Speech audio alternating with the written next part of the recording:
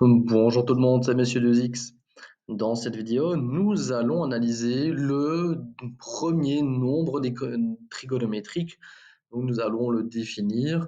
Donc, rappelez-vous, la trigonométrie étant pour le moment une étude dans un triangle rectangle.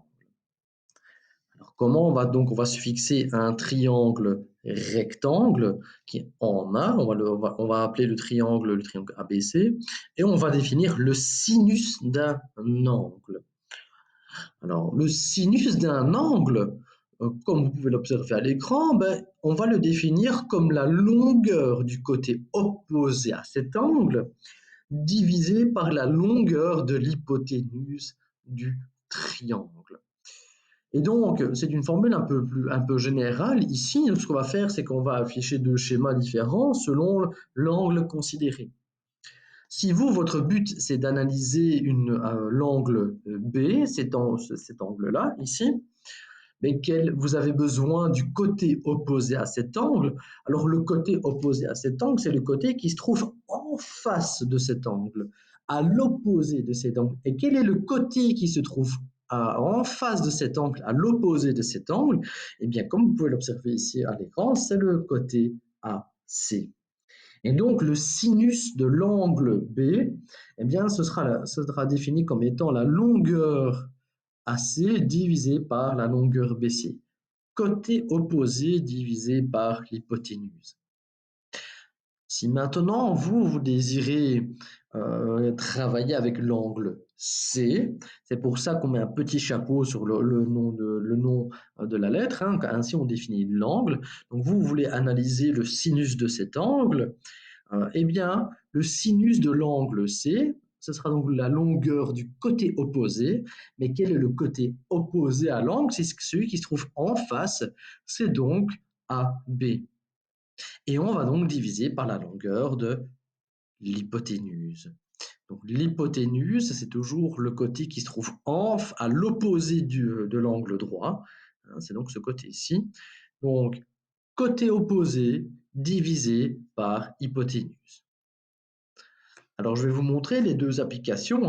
Comment on peut utiliser le sinus pour calculer une longueur et pour commencer, comment on fait pour calculer un angle. Donc, dans cet exemple, on vous montre comment calculer un angle. Donc, on suppose la situation ici. Alors, ici, la question, c'est pas de connaître le point C, ça n'a pas de sens. Ici, on vous donne la longueur de l'hypoténuse, on vous donne la longueur du côté AB, et on vous demande en fait que vaut l'angle C. Ceci n'a pas vraiment de sens, mais c'est vraiment de se poser la question, que vaut l'angle C lui-même sur base de ces deux valeurs. Alors pourquoi est-ce qu'on peut ici appliquer le sinus? Rappelez-vous, sinus, c'est le côté en face de l'angle, donc la longueur du côté d'angle qui se trouve en face de l'angle, divisé par la longueur de l'hypoténuse. Donc ici, si je veux calculer le sinus de l'angle C, je dois faire AB divisé par BC, côté en face divisé par hypoténuse. Et donc, ça va me donner 3/7. Alors ici, l'angle, je ne le connais pas, je veux le calculer. Alors je vais faire l'opération avec vous à la calculatrice, je vais vous montrer comment faire. Donc ici, ce qu'on va faire, c'est qu'on va appliquer à la calculatrice l'arc sinus. Donc on va calculer l'angle dont le sinus vaut 3/7. Donc on va faire l'opération inverse du sinus. Je vais vous montrer à la calculatrice. Donc voilà, donc moi je travaille avec la Casio FX92B. Comment peut-on atteindre l'arc sinus ou le sinus inverse? Donc vous remarquez ici que vous avez la touche sinus, cosinus et tangente. Nous, la touche qui nous intéresse, c'est l'orange, ici le jaune. Donc pour atteindre ce jaune, on va faire Shift, arc sinus. Alors nous, ce qu'on veut, c'est calculer l'inverse le sinus inverse, l'arc sinus de 3/7. Donc on va faire 3/7. On va fermer la parenthèse. Et on va demander à la calculatrice de nous calculer ça. Et ça nous renvoie 25,37 degrés. Donc, ça nous donne 25, nous on va arrondir à 2 décimales, ça nous fait 25,38 degrés. Donc voilà, en même temps, vous voyez un peu comment on utilise le nombre trigonométrique pour calculer les angles, et vous voyez en même temps mais comment le faire à la calculatrice, en tout cas la Casio FX92B. Alors, deuxième application, c'est comment peut-on faire pour calculer une longueur grâce au sinus. Et ici, j'ai pris un exemple un petit peu plus, je ne vais pas dire plus long, mais qui demande un peu plus de manipulation. Comme ça, vous avez un exemple vraiment complet. Donc ici, je vous dis que l'angle B vaut 40 degrés. Je vous dis que le côté AC vaut 18. Et moi, ce que je veux savoir, c'est que vaut la longueur de l'hypoténuse. Alors pourquoi, de nouveau, le sinus est intéressant à utiliser dans ce cas de figure? Je connais l'angle, je connais la mesure du côté qui se trouve en face de cet angle, et moi, j'ai besoin de calculer la longueur de l'hypoténuse. Et donc, selon la formule du sinus, je connais 2 informations sur 3. Et donc, vu que je connais 2 informations sur 3, je peux calculer cette troisième information. Alors ici, on va remplacer par les informations qui nous sont données.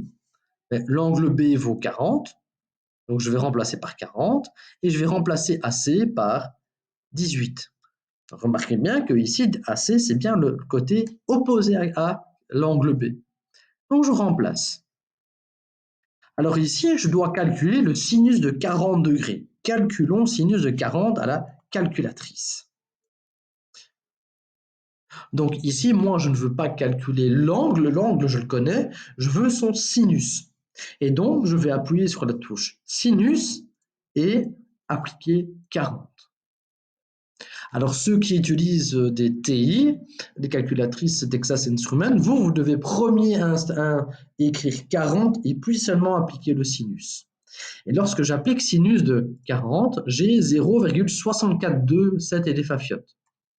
Donc, allons-y. Donc, moi, je vais arrondir à 0,643. Et ça, on sait que ça fait 18 divisé par BC. Mais le problème ici, c'est que l'inconnu, elle est là. L'inconnu se trouve au dénominateur. C'est un peu embêtant. Là, c'est comme si on avait une petite équation. Alors, ce qui est génial avec une équation, vu qu'on a un signe d'égalité, c'est qu'on peut faire ce qu'on veut d'un côté de cette équation, tant on peut faire ce qu'on veut comme manipulation, tant qu'on effectue la même opération dans les 2 côtés. Si moi, je veux faire remonter mon inconnu, permuter le BC et le 18, je peux, mais alors il faut que je permute le 0,64 et, comme affiché à l'écran, 1. Donc ici, je vais pouvoir permuter BC 18, mais ici, si je veux permuter les deux, eh bien le 0,643 va passer en dénominateur, mais alors je dois écrire 1. Et là, c'est OK. On va calculer 1 divisé par 0,643 à la calculatrice. On y va. 1 divisé par 0,643. Alors, ce qui est génial, alors ça nous donne la valeur en fraction, mais ce qui est génial, c'est qu'il y a une touche ici qui nous donne en valeur décimale, ça fait 1,555. Et là, c'est fini, parce que ici, le 18 divise notre inconnu. On va le faire passer dans l'autre membre, et ça va multiplier. Et donc, le résultat, notre longueur va valoir 27,99. Donc voilà, ici vous avez un exemple, on a montré comment définir le sinus et vous avez eu 2 exemples, dont un qui vous montre comment calculer un angle et son utilisation à la calculatrice, et aussi comment on peut utiliser le sinus pour calculer une longueur et l'utilisation à la calculatrice. Donc voilà, si vous avez bien aimé la vidéo, likez-la, partagez-la si vous pensez qu'elle peut aider quelqu'un à comprendre le sinus d'un angle et comment l'appliquer, l'utiliser pour résoudre un triangle. Donc voilà, likez-la, partagez-la et je vous dis à très bientôt. Au revoir et n'hésitez pas à mettre vos commentaires.